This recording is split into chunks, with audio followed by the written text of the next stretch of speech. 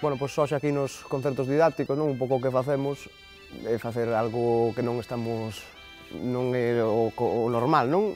Nos salimos un pouco das nosas, do traballo que solemos facer en Bellón Maceiras. O Concello de Ferrol quixo facer concertos didácticos para nenos para eso, para intentar facer o que achegar a música popular aos nenos, que está perdida. A música popular de antes xa non funciona como funcionaba antigamente, e bueno, entón, a iniciativa do Concello de Ferrol de propoñer, bueno, de aceptar estes concertos didácticos para chegar a nenos dos colexios públicos de Ferrol. Fixemos pois, un pouco de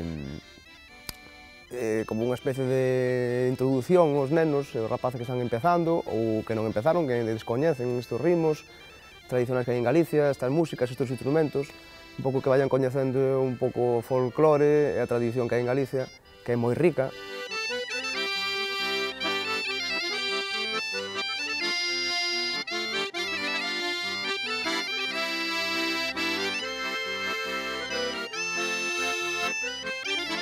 Igual o ver un pouco máis así, máis cercano a eles, non? Que poden facer, é dicir, saben seguir os ritmos, pois unha muñeira, pois aprenderon un momentiño a collerlle o swing da muñeira, non? Ese aire que o caracteriza, e outros ritmos, así como xogar con outros elementos musicais. E a verdade é que é unha experiencia moi gratificante ver como os nenos, efectivamente, os nenos máis novos, sobre todo, non teñen ningún prexuízo. Entonces, estamos tratando de aproveitar eso para que eles, no futuro, aproveiten eles esta abertura musical que teñen.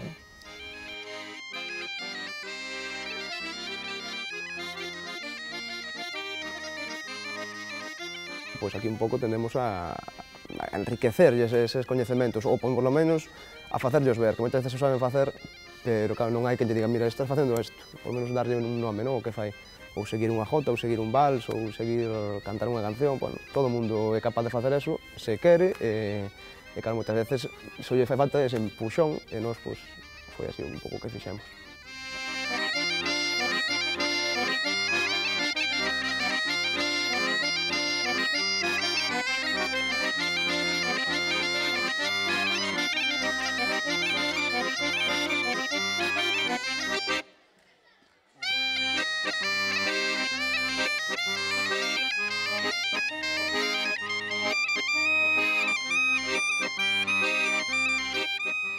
Andamos neso, non? En procurar que con iniciativas como esta, que a música outra vez volva a verse cando menos, non tan popular como antes, pero sin prexuízo ningún, de que o neno que lle guste tocar a gaita ou tocar muñeiras e xotas non sexa o neno raro da clase, non?